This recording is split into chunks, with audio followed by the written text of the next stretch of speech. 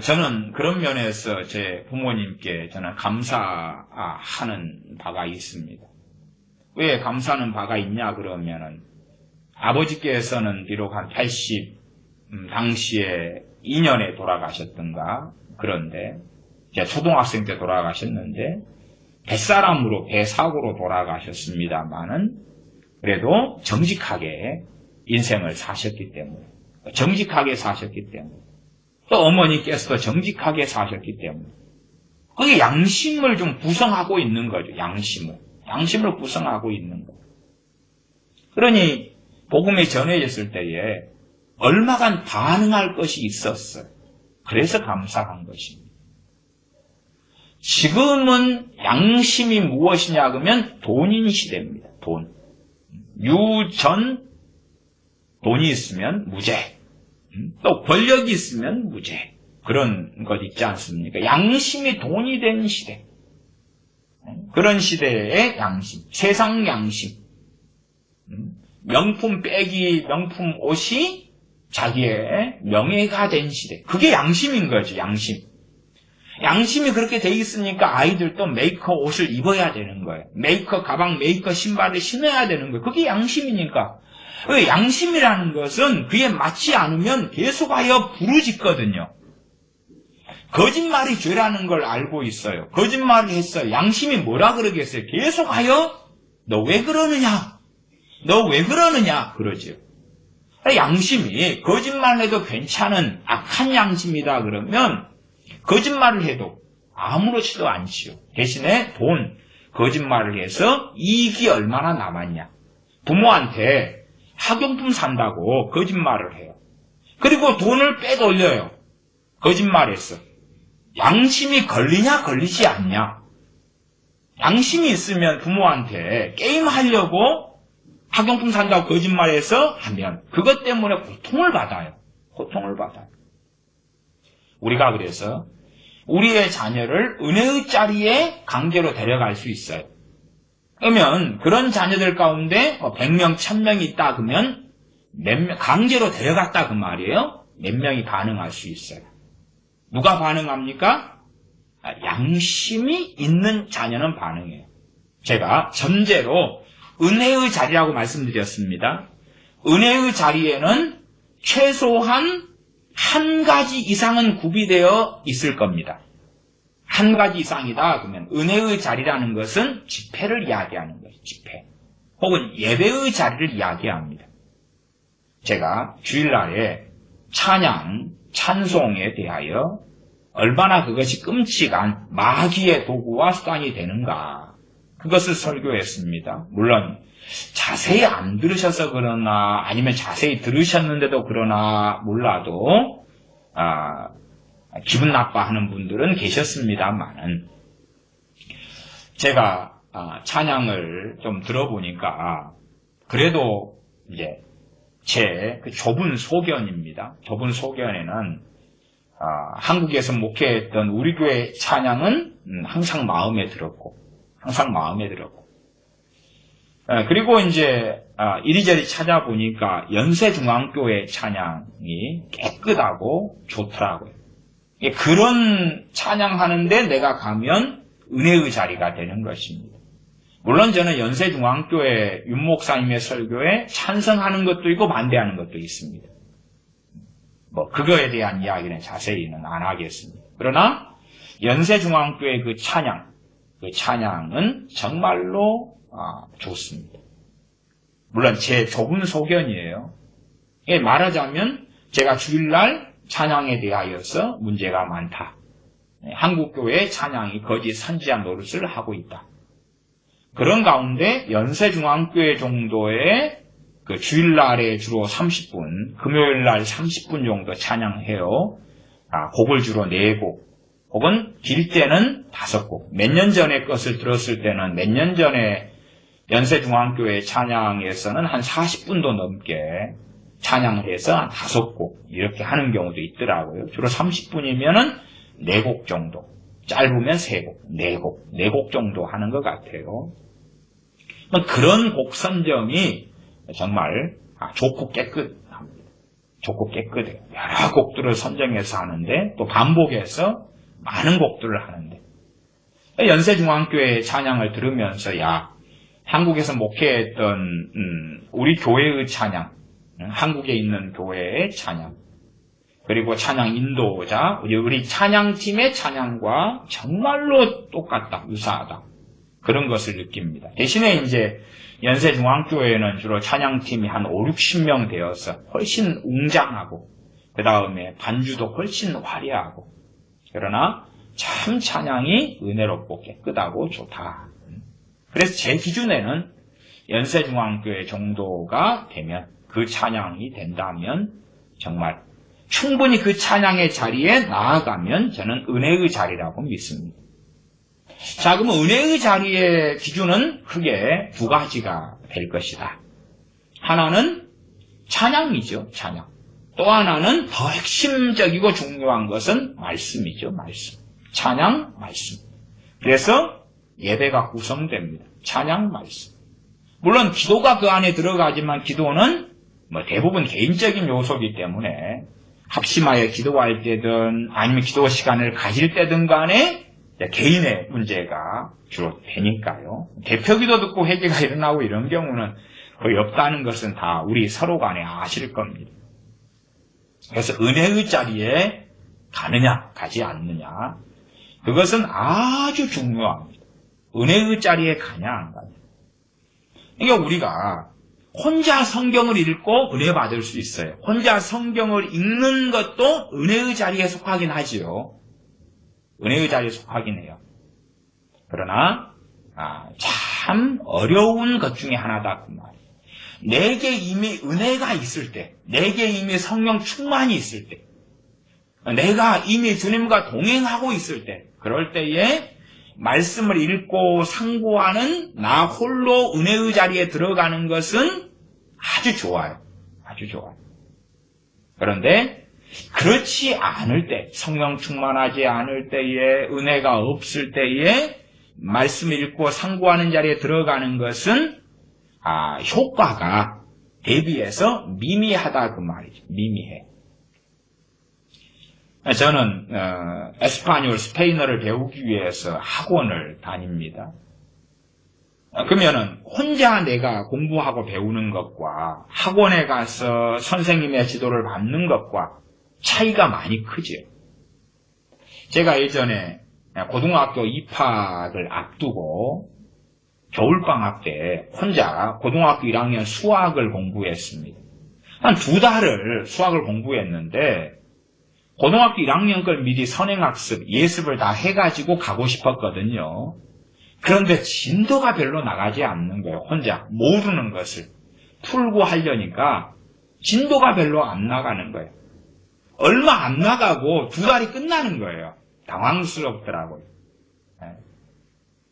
누구에게 배운다면 쉽겠지요. 저도 과외를 여러 가정, 여러 사람들을 대학생 때 했더랬습니다만은 아는 사람이 가르쳐주는 것. 이게 말씀도 은혜의 자리에 가서 이제 바르게 말씀을 전하는 주의 종이 있다. 이 가정입니다. 가정. 바르게 주의 말씀을 전하는 주의 종이 있다. 그러면 은혜의 자리가 되죠. 그 다음에 이제 연세중앙교회 그 찬양처럼 30분, 40분 그런 찬양처럼 정말로 곡 선정을 바르고 깨끗하게 해가지고 그래서 찬양하는 거예요. 실상은 그런 찬양은 기도와 뗄래야 뗄 수가 없습니다. 왜 뗄래야 뗄 수가 없냐 그러면 찬양은 곡조 있는 기도라요. 곡조 있는 기도이기 때문에 찬양 안에 주로 기도가 나와 있는 그런 찬양은 아주 좋은 찬양이에요. 왜? 찬양을 하면서 기도를 할 수 있거든요. 찬양하면서 마음을 실을 수 있거든요. 마음을 실을 수 있어요. 요즘에 어떤 새로 만들어지는 복음 송가나 찬양 같은 경우는 주객이 전도가 됩니다. 주객 전도라는 건 뭐냐 그러면 이 곡이나 음악이나 찬양이다 그러면은 거기에는 두 가지 큰 요소가 있는데 하나는 곡조와 가사입니다. 하나는 곡조고 하나는 가사. 가사하고 곡조예요. 그런데 곡조가 튀어버리면 가사는 약화되죠. 가사가 아무리 성경적이고 아무리 아름다워도 곡이 튀어나와 버리면 사탄의 전략, 천배 어떤 이 뉴에이지 음악들을 통한 전략은 뭐냐 그러면 청소년, 청년들, 아이들에게 정말로 화려하고 좋은 곡을 통해서 가사를 세뇌시키는 것입니다. 한국에서 목회할 때 교회 아이들이 세상 노래, 뉴에이지 노래, 심지어는 사탄 숭배 음악을 부르기도 했어요. 그래서 제가 아니 그렇게 말씀을 가르쳐놨는데 어떻게 이런 사탄 숭배 음악에 빠지냐. 그러면서 제가 야 가사는 아냐. 이게 노래를 부르는 거예요. 노래를 불러요. 근데 이게 곡조 속에 숨어 있으니까 그 가사가 무엇을 말하는지 생각하지 않아. 가서 피를 흘려야 돼, 목매달아 죽어야 돼, 이런 가사거든요. 자살을 하라는 가사예요. 자살을 하라는 가사. 네? 뭐 유명한 아이돌 애들이 부르는 노래가 있습니다. 가사. 또 사탄 숭배. 사탄 숭배를 직접적으로 언급하는 그 노래들이 있어요. 빌보드 차트에도 애들이 사탄 숭배 그쪽, 프리메이슨 그쪽이니까 올랐지요. 어쨌든 그런 걸 부르는데 곡조가 좋아요. 곡조가. 들을 때에 경쾌하고 흥겹고 신나고 곡조가 감동을 주고.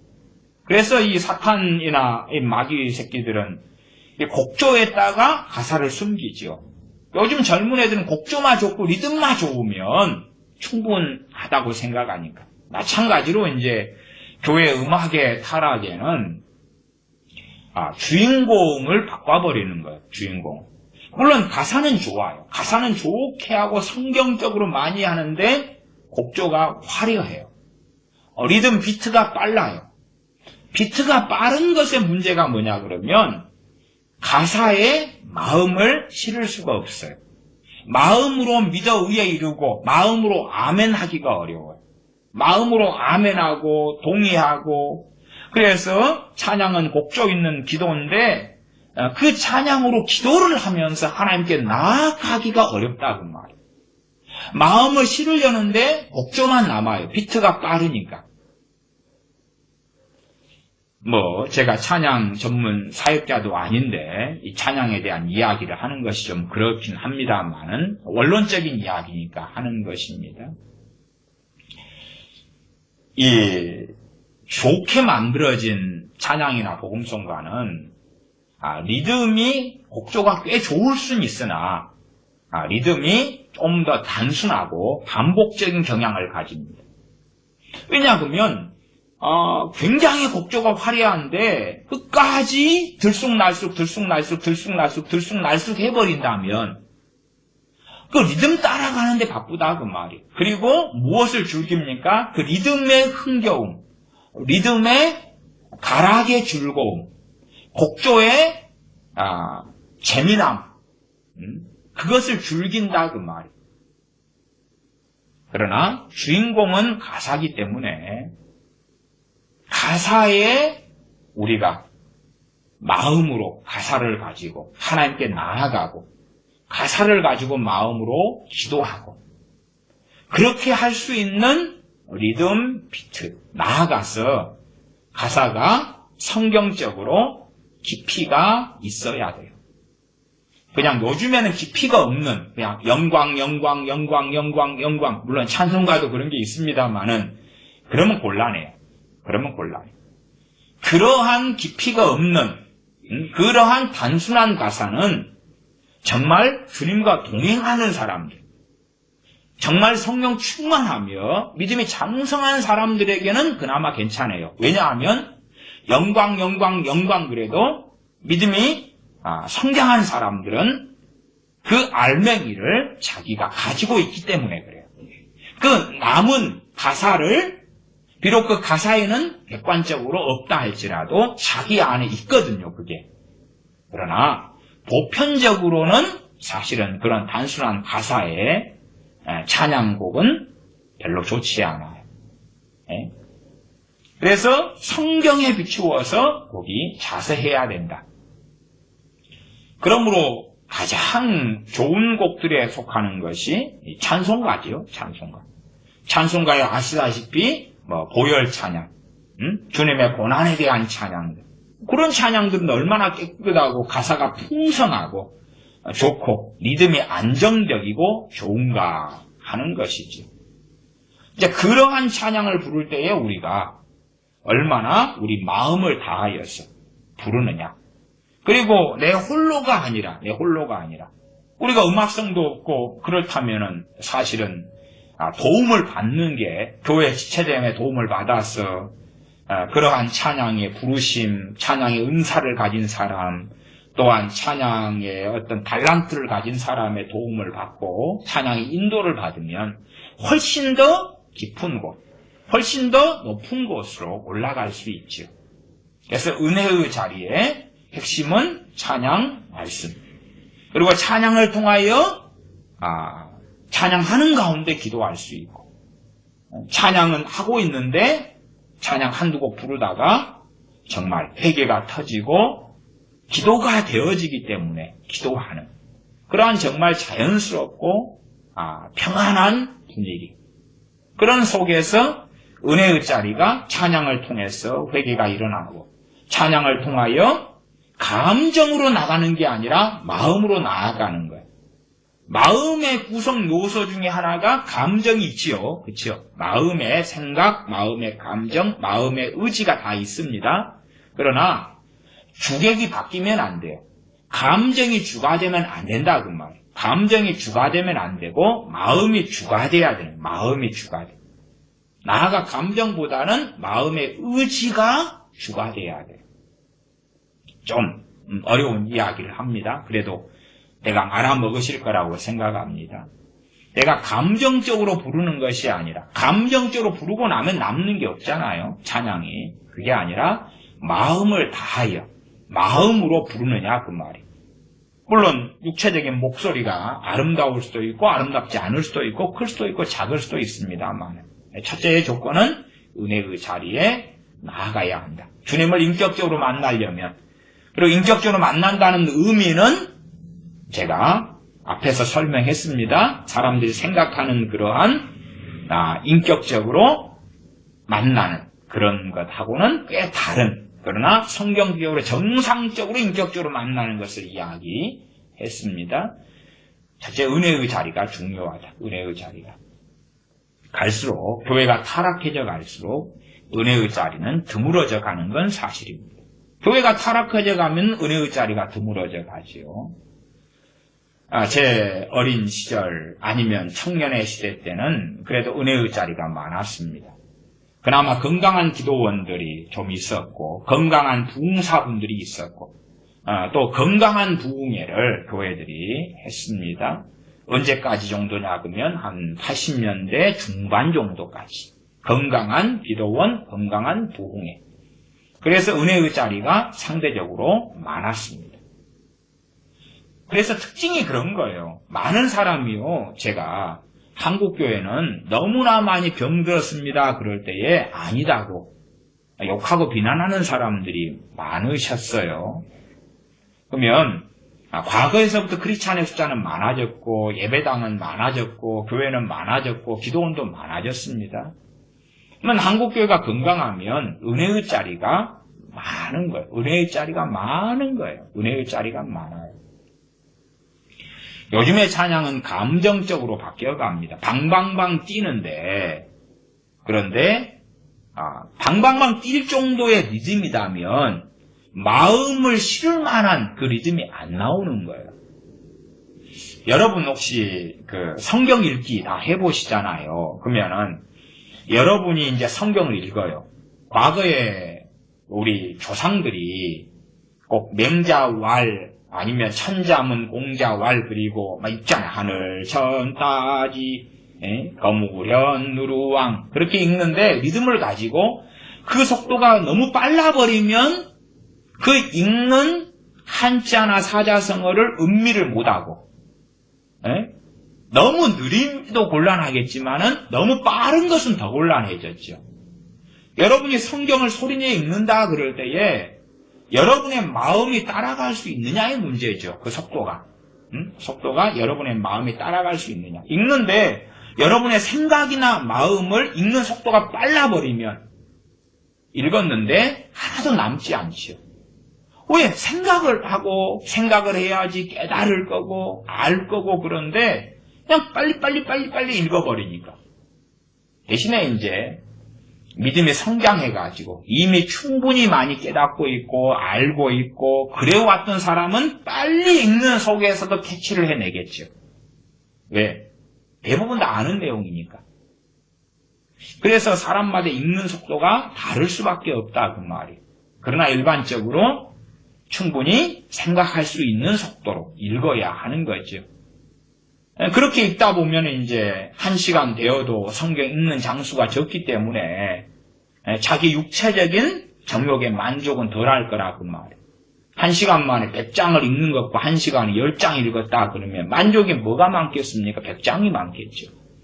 그러한 눈에 보이는 만족을 추구하는 사람들은 말씀을 많이 읽을 줄은 몰라도 그러나 말씀을 통해서 주님 만나기는 어렵다는 사실이죠. 그런 만족은 추구해서는 안 돼요. 1시간에 1장만 비록 읽을지라도 중요한 것은 몇 장을 읽었느냐, 심지어 성경 몇 독을 했느냐의 문제가 아니라 내가 진실한 마음을 가지고 말씀 앞에 나아가서 말씀하시는 주님 앞에 서며 말씀을 깨달으려 하며 말씀대로 살려고 하느냐. 그러면서 1시간에 1장을 읽더라도 그게 중요한 거다 그 말이에요. 그게 중요한 거다. 그래서 은혜의 자리에 나아가야 한다. 지금 시대는 참 어려운 이야기를 제가 하고 있습니다. 은혜의 자리에 나아가야 된다. 은혜의 자리에는 그 찬양 또한 말씀, 바르게 선포되는 말씀이 있고 바르게 선포되는 말씀 그리고 찬양을 하다가 회개할 수 있고 찬양을 하는데 찬양의 가사가 내게 메시지를 주어야 되고 또한 하나님께 향하도록 해줘야 되는 거예요. 어떤 사람들은 찬양 그러면은 경배송 근데 경배송이 좋은 찬양같이 느껴지는 거죠. 그러나 정말 성령 충만한 사람들 그렇죠?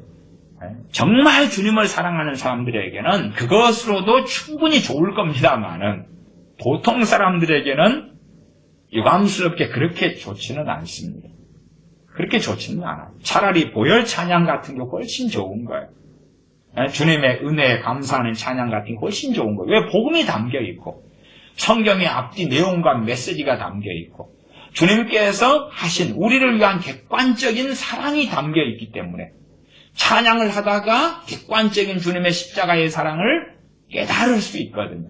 깨닫는 게 중요한 거예요. 내게 주님이 차를 주고 집을 주고 돈을 매덕을 주는 그 사랑이 아니라 객관적인 십자가의 사랑. 객관적인 십자가의 사랑을 그건 찬양 가사가 말씀에서 주로 만들어진 것이면 찬양 가사를 부르면서 마음에서 깨달으면서 그 가사에 내 마음을 실어가지고 하나님께 나아가면서 그러면서 하나님 앞에 서고 그리고 그 은혜를 받게 되죠. 또한 성령님께서 임하시게 되고 성령님의 충만함을 받을 수 있고 우리의 마음을 기경하고 삶을 변화시키는 것에가 회개가 있지. 회개가 일어난다고 말이에요. 회개를 하면 할수록 삶이 변화되고 회개 없는 것은 삶의 변화도 없어요. 회개는 너희 묵은 땅을 기경하라. 내 묵은 땅을 갈아엎어야 되죠. 묵은 땅을 갈아엎어야지만이 씨를 뿌릴 때에 알곡이 맺히는 거지. 가시원컹지가 가득한데 거기 알곡을 뿌려서 무슨 열매를 얼마나 거둘 수 있겠느냐 그 말이에요. 묵은 땅을 기경하라. 돌짝밭을 기경하고 가시덤불 땅을 기경하고 길가 땅을 기경하고 갈아엎어야 된다는 이야기죠. 그것이 회개죠. 회개를 돕는 상당한 유용한 무기가 찬양입니다. 저는 그래서 참 아쉬운 게 찬양이 어떤 재주가 없는 것이 아쉽습니다. 참 찬양은 놀라운 강력한 무기인데 그 강력한 무기를 현대 마귀의 전략이 승리해가지고 방향을 터닝시켜버린 거예요. 왜곡을 시켜버린 거예요. 사람들이 즐기는 음악으로 찬양을 만들어버린 거예요. 그 다음에 회개가 일어나는 게 아니라 복음을 중심으로 한, 십자가의 복음을 중심으로 한 찬양이 아니라 자기들이 즐기고 위로받고 위안받는 그러한 찬양이나 비트가 빠르며 비트를 즐기는, 리듬을 즐기는 노래방 같은 그러한 찬양으로 터닝을 해가 버린 거예요. 가사는 굉장히 경건한 것처럼, 신령한 것처럼, 오직 하나님만 영광을 돌려드리고 하나님만 사랑하는 것처럼 가사는 그렇게 해놓고 그 다음에 가사의 마음을 실기 어려운 비트와 음악으로 그래서 요즘에 어떤 복음송가라고 만들어진 것들은 세상 음악의 비트와 리듬과 큰 차이가 없어요. 비슷합니다. 비슷해요. 세상 음악의 그 비트와 리듬이 어디서 왔겠어요? 마귀에게서 왔죠.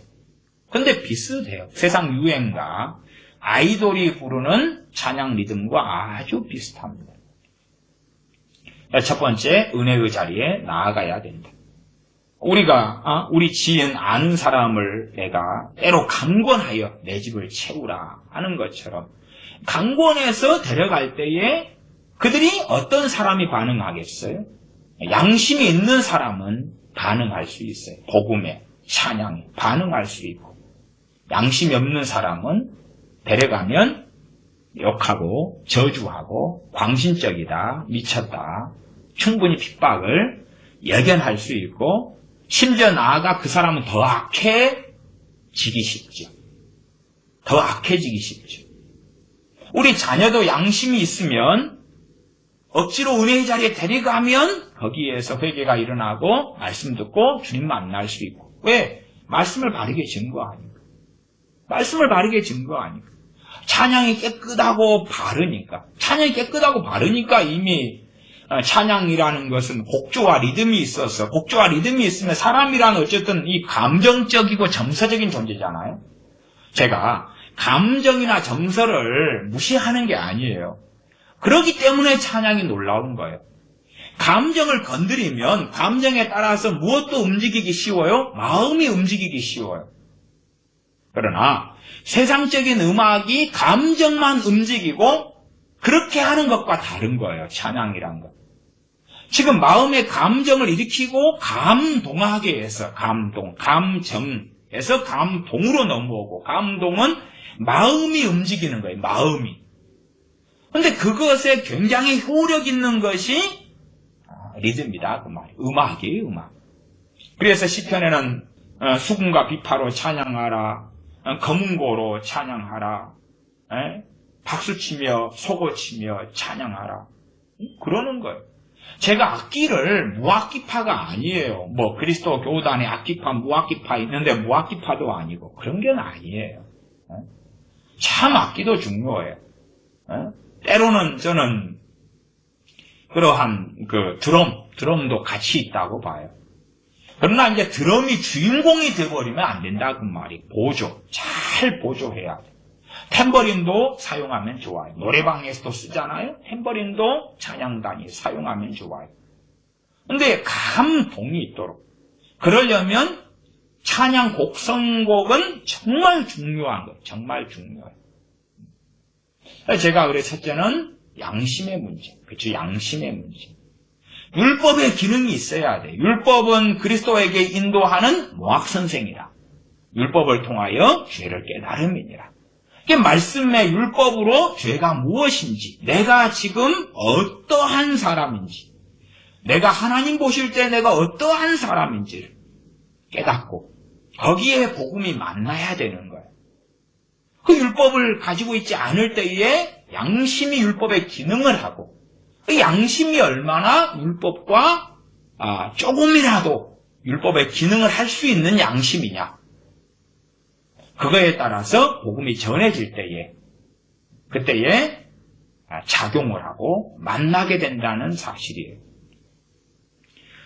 제 개인적으로는 고등학교 2학년 때 그때에 이제 주님을 영접한 다음에 성령 세례, 성령 충만은 아직 안 받았을 때, 그리고 방학한 다음에 고등학교 2학년 방학하고 7월 31일 날 다음 날 교회에 중고등부 수련회를 가려고 예배당에 가서 잠자고 그 다음 날 아침에 출발하려고 저 혼자 예배당에 자러 갔어요.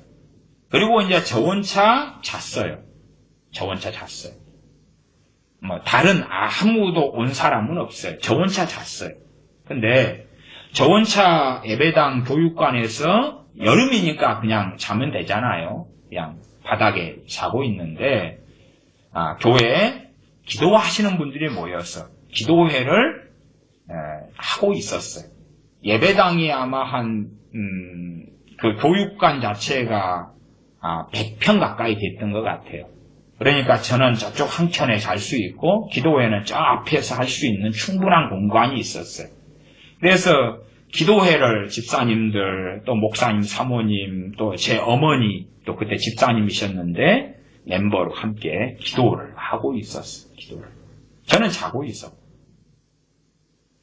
근데 그 기도회를 하는 데의 영향으로 기도회를 하는데 이제 교만 이야기를 저기서 하는 거예요. 기도회에서. 한참 기도하다가 교만 이야기를 하는데 제가 누워서 자다가 이제 자다가 이제 기도회를 하는 그 시끄러운 기도 소리에 깼지요. 교만 이야기를 하는데 제 양심에 정말 내가 교만한 자다. 그게 깨우쳐지는 거예요. 그래서 그 100평 가까이 되는 예배당 저 앞에 하고 저는 저 뒤쪽하고, 왜 저는 기도회에 참석하지도 않고 그런 걸 좀 싫어하거든요. 그때 갓 예수님 믿은지 교회는 다닌 지 오래됐어도, 그러나 예수님 믿은 지는 이제 한 3달 됐을 때입니다. 어쨌든 그래서 밥 먹을 때 기도 말고는 안 하는 사람이었으니까요. 그러나 교만하다는 거에서 자다가 시끄러운 기도 소리에 깨었다가 100평 되는 끝한머리에 있다가 제 가슴을 찌르니까 일어나 앉아서 회개를 했어. 회개를 하니까 눈물이 쏟아지고 콧물이 쏟아지고 그리고 조금 회개하면서 기도하니까 방언이 터지고 그랬어. 저는 그렇게 해서 이제 그런 것을 주님을 영접한 다음에, 그래도 영접한 다음에도 아주 미미해요. 왜? 제 양심이라는 것은 아주 그냥 주님의 십자가의 복음의 말씀을 들었는데, 그래서 반응해서 예수님 영접했는데, 제 양심은 정말로 조금만 제가 죄인이거든요. 제 양심은 그냥 집안의 부모님 정직 그런 정도, 아주 조금의 죄인이에요. 그러니까 주님의 십자가의 사랑의 복음을 만나도 저는 조금 은혜 받는 거예요. 왜? 양심이 조금이니까. 주님을 분명히 영접했는데 별로. 영접해서 평안은 얻었는데, 그런데 변화는 없는 거예요. 제 양심은 조금의 죄가 있다고 저에게 알려주거든요. 그러나 이제 그때 회개하고 눈물 콧물이 쏟아지고 교만하다는 걸 들으면서 제 양심을 다시 꽉 찌르고 회개가 일어나는데, 그것도 한편으로는 은혜의 자리에 간 거지. 은혜의 자리에 간 거야. 은혜의 자리에 알게 모르게 그냥 내일 중고등부 수련회에 참석해 봐야지. 그런데 내일 아침에 가니까 그냥 집에서 자기보다도 혹시 못 일어나서 못 갈까봐. 그래서 그럼 교회에서 편하게 자다가 참석해야지. 그리고 간 거예요. 자려고. 또 어머니께서 저녁에 기도하시고 그 다음에 그 새벽 기도까지 하시고 그러니까 혹시 또 안 깨워주면 이번에는 한번 중고등부 수련을 가봐야 되겠는데 못 가는 거 아니야. 그래서 예배당에서 자고 가야지. 그리고 혼자 자러 간 거예요. 혼자. 어머니가 그때 아버지는 진작 돌아가셨을 때고 어머니께서 예배당에서 자락은 것도 아니고 기도에 참석하라는 것도 아니고 근데 어찌어찌 갔는데 그것이 은혜의 자리였던 거예요. 어찌어찌 갔는데 은혜의 자리가 된 거예요. 된 거예요.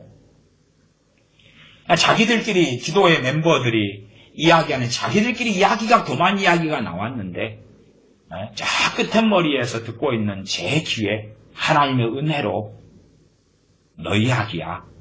그렇게 제게 제 양심은 들려왔던 것이거든요. 그리고 이제 제 개인적으로도 하나님의 은혜가 좀 떨어지고 약해지고 성령 충만이 식어지고 죄 가운데도 들어가고 그때마다 은혜의 자리를 찾아다녔습니다. 은혜의 자리를. 기도원에 가서 기도하고 집회에 참석하고 때로 금식하고 금식하는 것도 은혜의 자리죠. 은혜의 자리. 기도원에 가서 금식하고 그러나 한 90년 넘어가서는 이제 참 그 은혜의 자리를 찾기가 너무 어렵게 되었더라고요. 어렵게 되어서 90년 넘어가서는 대부분 자기 홀로, 내 홀로 말씀에 나아가야 되는. 그러나 저야 성령 세례도 받았고 은사도 받았고 또한 믿음의 신앙에 주님과 함께 살아왔던 여정이 있고 그러니까 혼자 말씀을 읽어서 회복되기도 했다고 말이에요. 그러나 그렇지 않은 사람들은 참 어렵고 어려운 것이죠. 주님을 만나는 핵심. 주님께서도 너희는 이 성을 떠나지 말고 이 성에 유하라. 아버지 약속하신 성령님을 기다리라. 그리고 고린도 전서에서는 부활하신 다음에 500명이 넘는 사람들에게 말씀하셨는데 성령님을 기다린 사람은 마가의 다락방에서 120명이었지. 다시 말하면 120명은 은혜의 자리에 남아 있었던 거지. 아니면 은혜의 자리에 나아갔던 것이죠. 나아갔던 것이죠. 베드로 사도가 절기 때에 혹은 6월 오순절이나 이때에 성령의 강림이 임한 다음에 말씀을 증거하죠. 예루살렘에서. 그때에 그걸 듣는 사람들은 은혜의 자리에 그때 있었던 거지.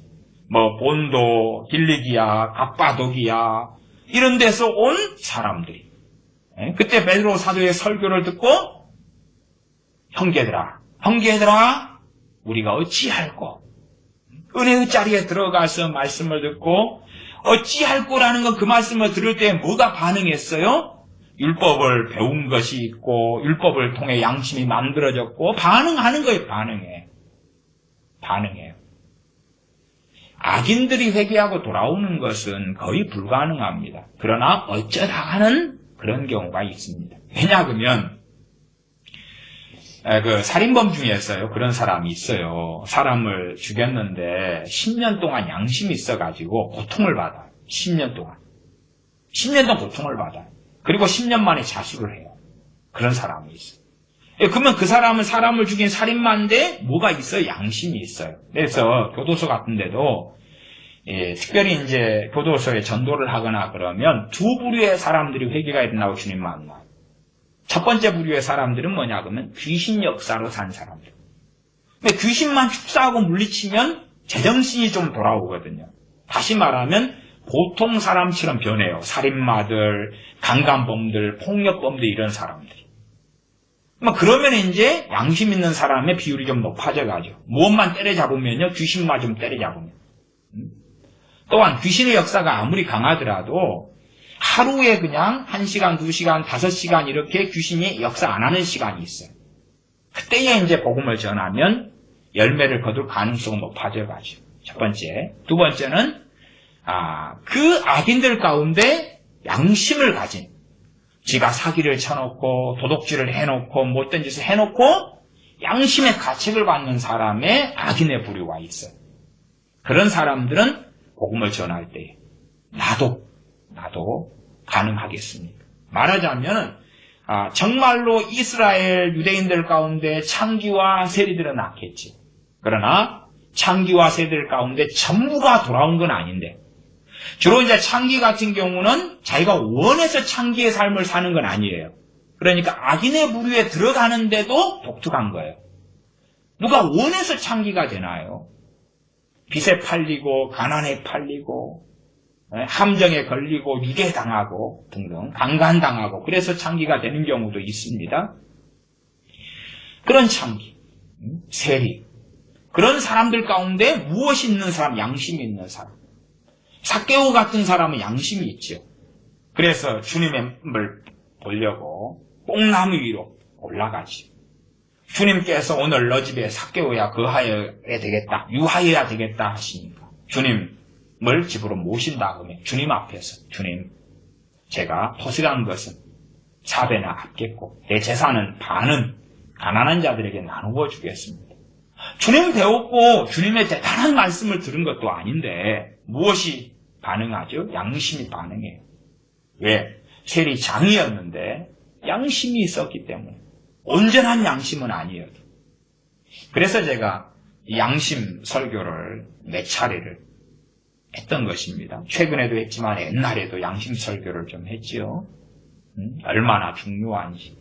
자녀들에게 앉았을 때, 섰을 때, 누웠을 때, 일어났을 때 말씀을 강론하라. 무엇을 만들란 이야기예요? 양심을 만들란 이야기죠. 양심을 만드는 핵심은 뭐예요? 십계명이죠. 그러니까 말만 해가지고 만들어지나요? 거짓말했는데 하지 말아라 그런다고 안 하나요? 잠언은 초달하라 그러지. 초달하라.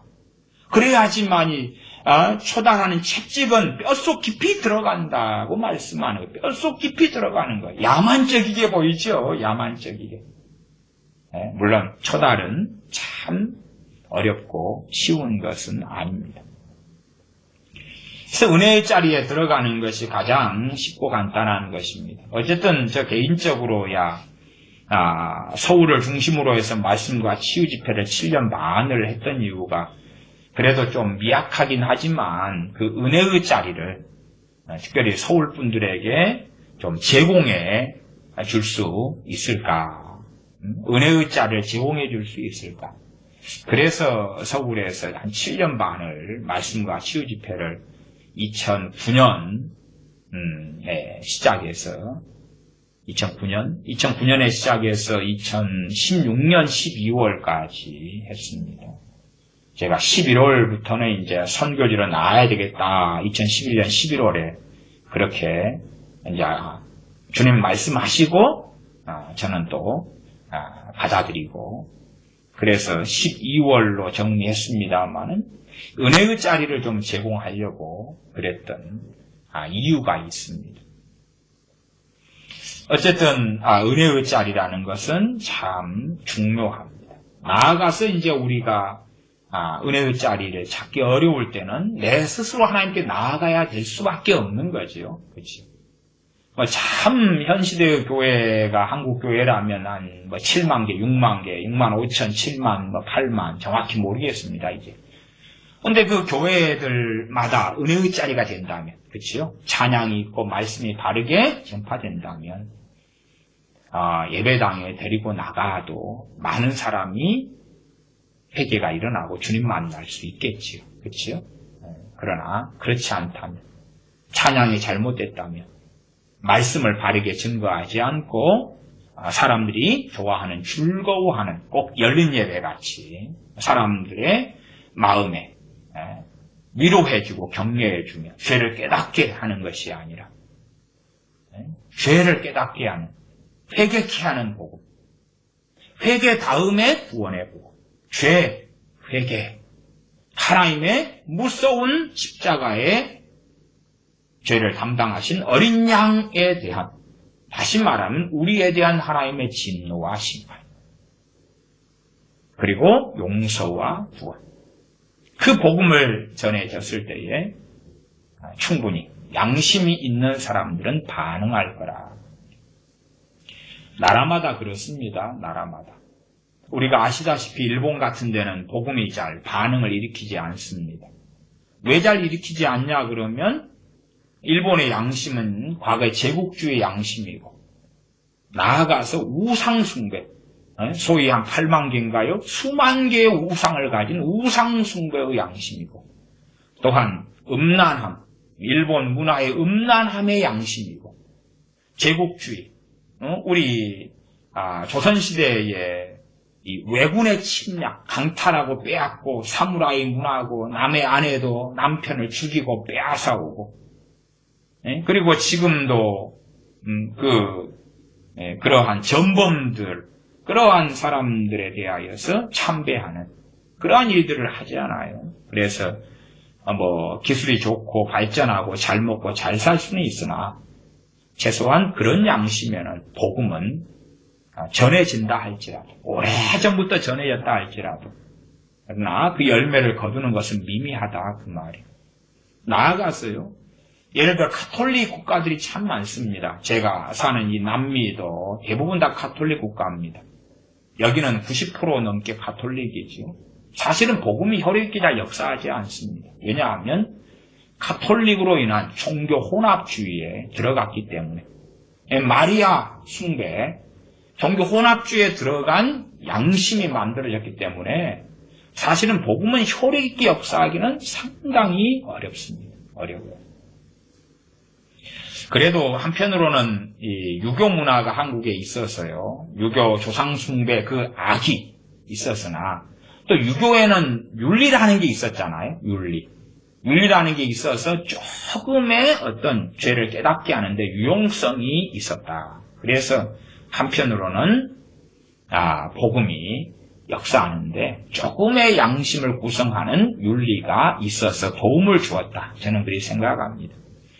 과거에 한국 같은 경우는 학교에 가면 60년, 70년대, 80년대도 급훈 그래가지고 바르게 살다, 정직하게 살자, 착하게 살자, 양심을 구성했잖아, 양심을.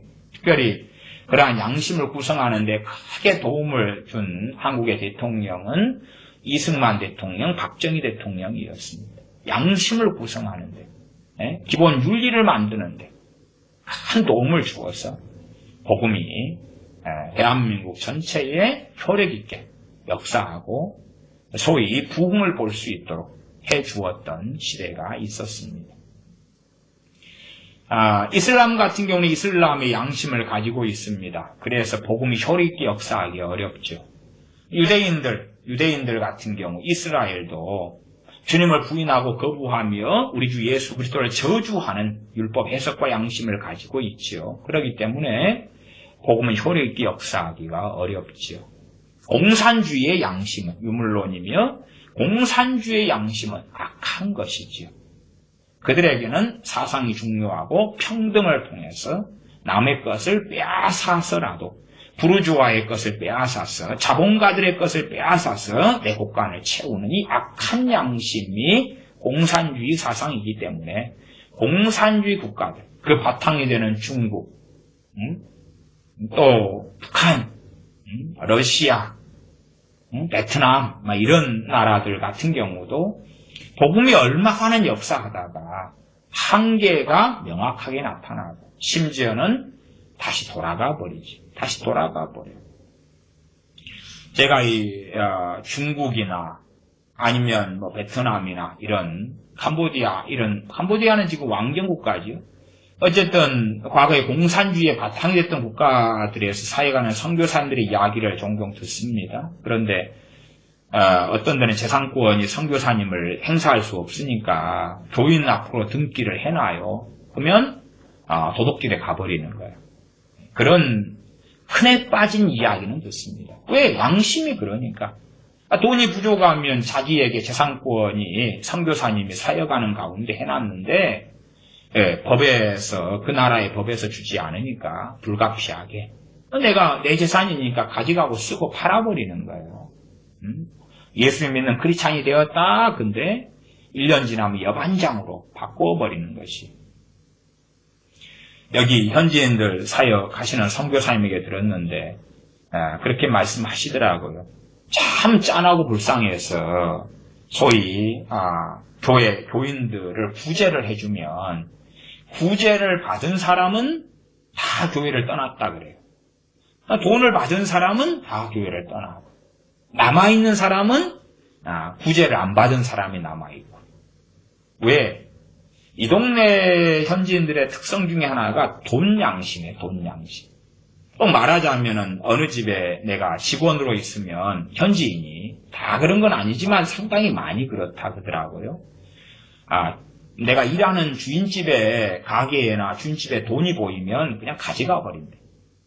그리고 네 위에 돈 가져가서 가져와. 그러면 다 쓰고 없다는 거예요. 좋은 물건 있으면 가져가 버린대. 그게 양심인 거예요. 돈 양심인 거죠. 돈 양심. 참 이곳에도 한편으로는 복음이 종교 혼합주의, 로마 카톨릭의 혼합주의와 돈 양심, 돈이 최고다.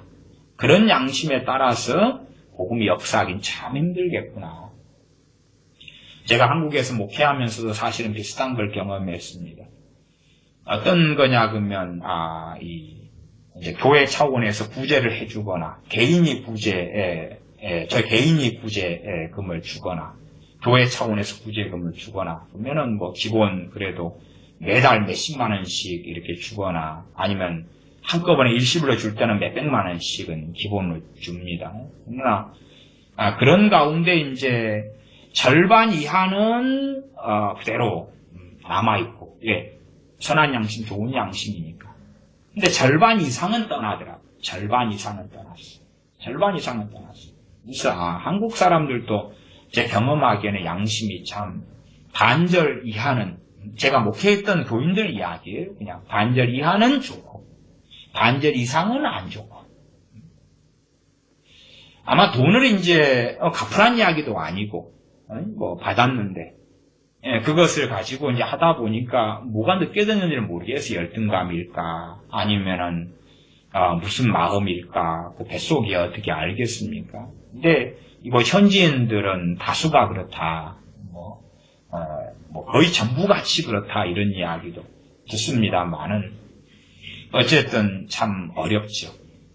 그래서 공산주의자들 그런 양심, 중국 같은 경우에 모르는 사람들은 참 중국인들 선하고 지학교 어쩌고 그러는데 앞에 이야기했던 성화 같은 거 있잖아요. 그런 걸로 아주 엉망과 개판 오분전이 돼 있기도 하고 사기치고 도둑질하고 훔치고 교회 장로인데 그냥 다 돌라먹고 흔해 빠진 이야기입니다.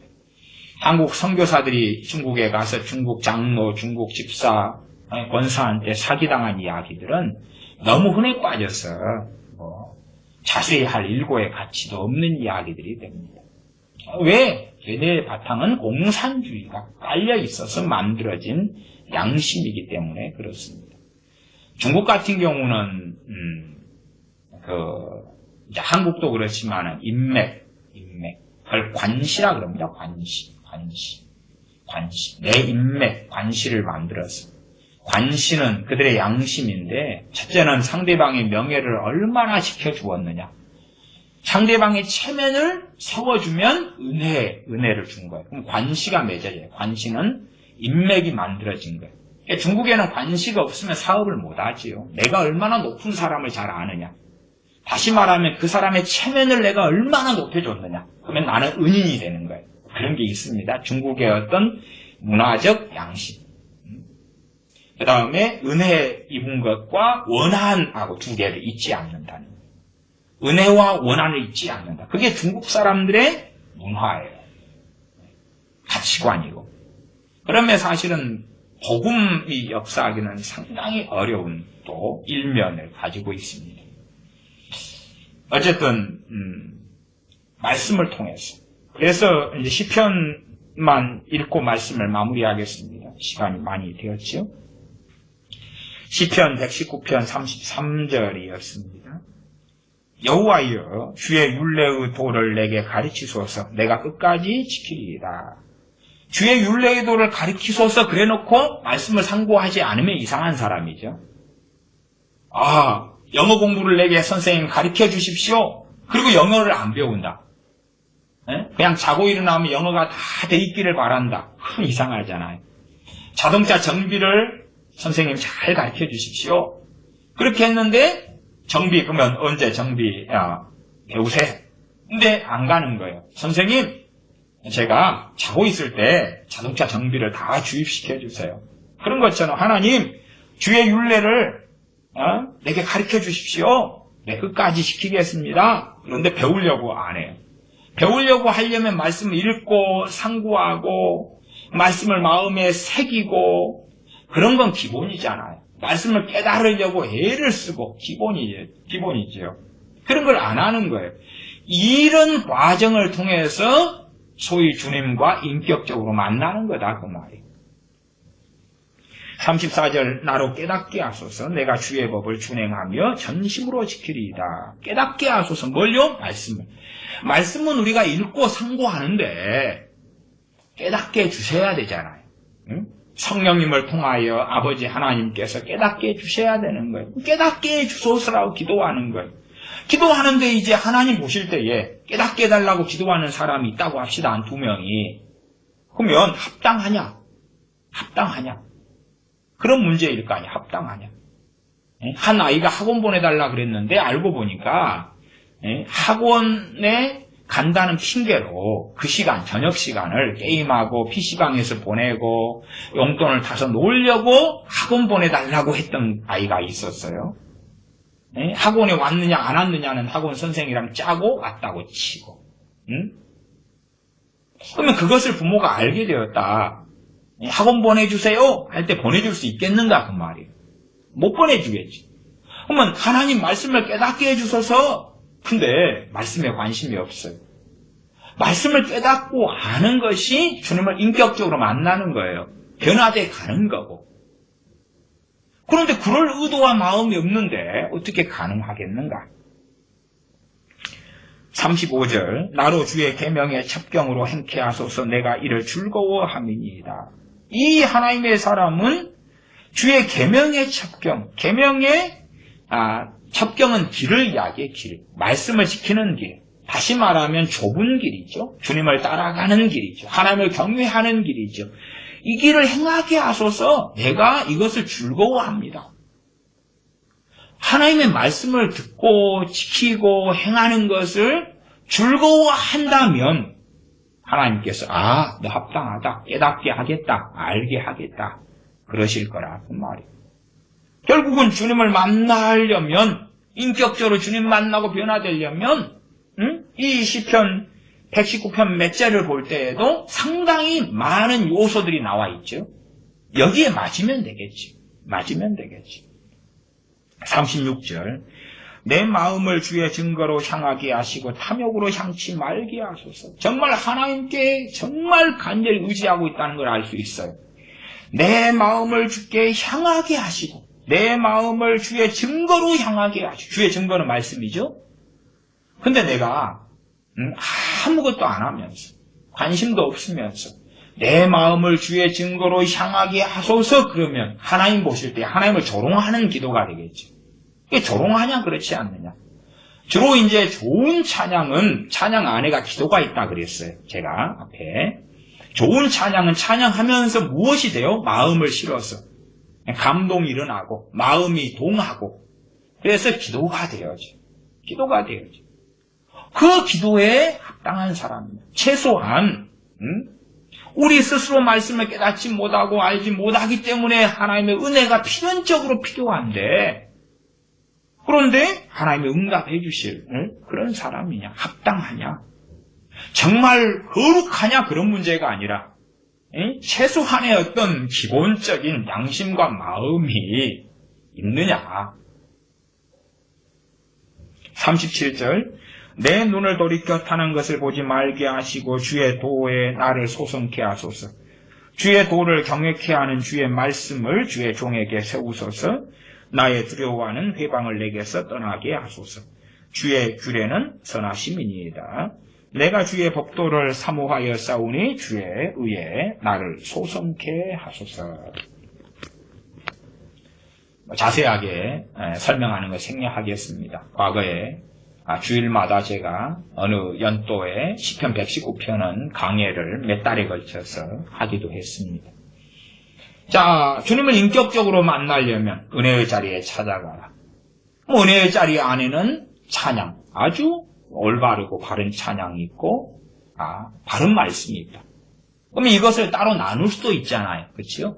찬양을 통하여 주님을 인격적으로 만날 수 있다. 따로 나눌 수 있고 말씀을 통하여 그렇다.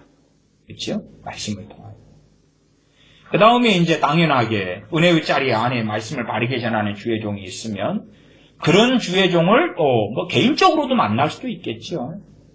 그런데 내가 그런 양심이나 어떤 그런 준비가 또 필요하겠죠. 그러나 개인적인 만남과 예배나 집회하고는 또 상당한 차이가 있는 건 사실이에요. 상당한 격차와 차이가 있어요. 공적인 예배나 공적인 집회는 훨씬 더 하나님의 역사와 은혜의 역사가 강력하는 것은 보편적입니다. 대신에 바르게 되어야 하는 거지요. 바르지 않으면 가치가 없는 거죠. 바르지 않으면 하나님께는 가치가 없는 거죠.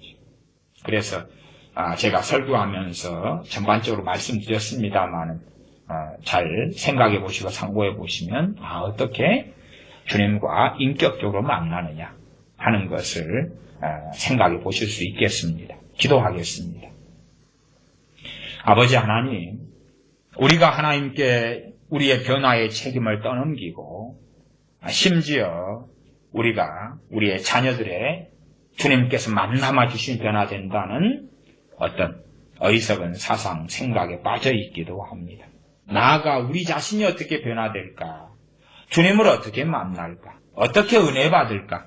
어떻게 성령 충만 받을까 할 때에 우리가 함께 상고하고 살펴 본 바대로 참으로 긍휼을 베풀어 주셔서 은혜의 자리가 많기를, 또한 교회의 찬양들이 바르게 되기를, 방단이 깨끗해지기를 기도하오며, 우리가 말씀을 사모하고 나아갈 때에 말씀을 통하여 성령님께서 역사해 주시며, 올바르고 바른 찬양을 통하여 하나님께 나아갈 때에 우리와 만나 주셔서 회개가 일어나며 주님의 의 가운데 나아가게 하여 주시옵소서. 우리 주 예수님의 이름으로 기도하옵나이다. 아멘.